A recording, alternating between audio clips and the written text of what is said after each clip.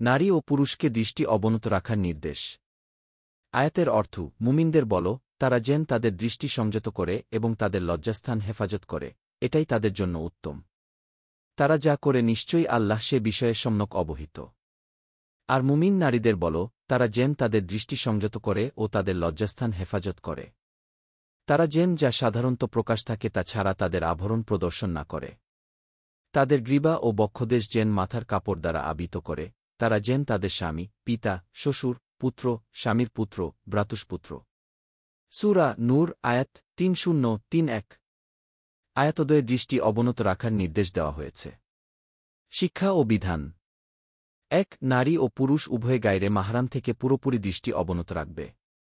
আর মাহরাম নারী পুরুষের প্রতি পাপ দৃষ্টি দেওয়া থেকে বিরত থাকবে। ২. শরীয়তে অবৈধ ও হারাম পন্থায় কামপ্রবৃত্তি চরিতার্থ করা এবং তার সব ভূমিকা ও সহায়ক বিষয় নিষিদ্ধ। ৩. বিনা প্রয়োজনে মাহরাম পুরুষ ছাড়া অন্য পুরুষের প্রতি দৃষ্টি দেওয়া নারীর জন্যও হারাম। ৪. নারী পুরুষ সবার জন্য পর্দা করা এবং নিজের সতীত্ব রক্ষা করা ফরজ। ৫. নারীদেহে সৌন্দর্যের প্রতিনিধিত্ব করে এমন সব অঙ্গ জিনাতের অংশ এবং তা পরপুরুষ থেকে আড়াল করা আবশ্যক। তাফসিরে মুনির ২৫৭৮। আল্লাহ সবাইকে কোরআনের জ্ঞান অর্জন ও তা প্রসারের তাওফিক দিন। আমিন। দিন প্রচারের উদ্দেশ্যে ভিডিওটি শেয়ার করুন।